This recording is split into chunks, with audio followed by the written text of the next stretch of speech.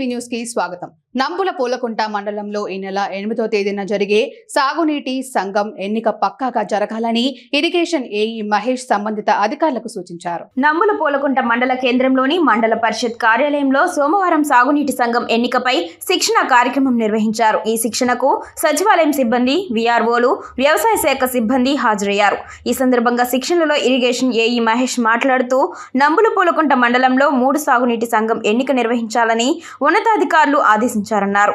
దీంతో సాగునీటి సంఘం ఎలా ఎన్నిక జరగాలి, వాటికి సంబంధించి విషయాలపై శిక్షణకు హాజరైన సిబ్బందికి పలు సూచనలు ఇచ్చారు.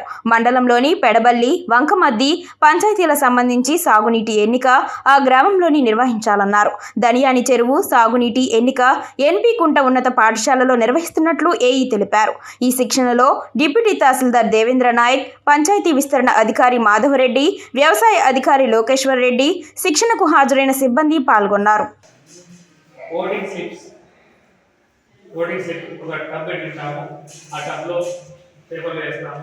పేపర్లు వేసిన తర్వాత మొదటి వ్యక్తి ఎన్ని వచ్చాయి, రెండో వ్యక్తికి ఎన్ని వచ్చాయి అనేది ఇక్కడ రాస్తాం.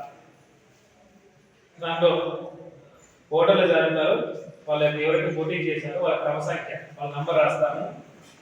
తర్వాత చెల్లుబాటు అయ్యే ఓట్లు సార్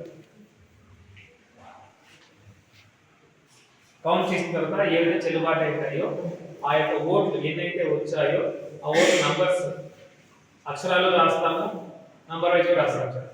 అది ఏంటి సార్? తర్వాత టోటల్ ఓట్స్ చేస్తాం సార్,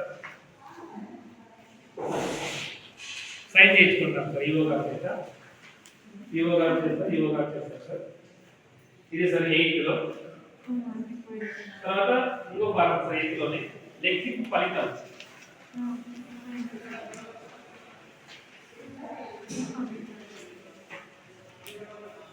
లెక్కింపు ఫలితం సార్ ఎవరైతే అత్యధికంగా ఓట్లు పడ్డాయో వాళ్ళ పేరు రాస్తాం సార్. వాళ్ళ పేరు, వాళ్ళ తండ్రి పేరు రాస్తాము.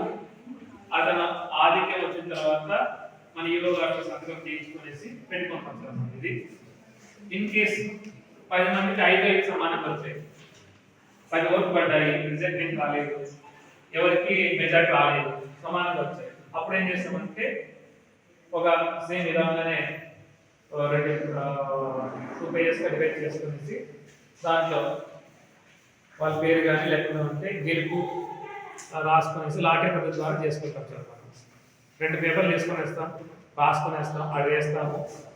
మన ఈవో గారి చేత తీపిస్తాం. ఎవరు వస్తే వాళ్ళు సార్. ఇంకా అది సార్ ఇక్కడ దాకా రాదు అంటే ఇది కూడా వస్తే ఎలా చేయాలనే ఉద్దేశంతో మీరు గుర్తుపెట్టుకోండి.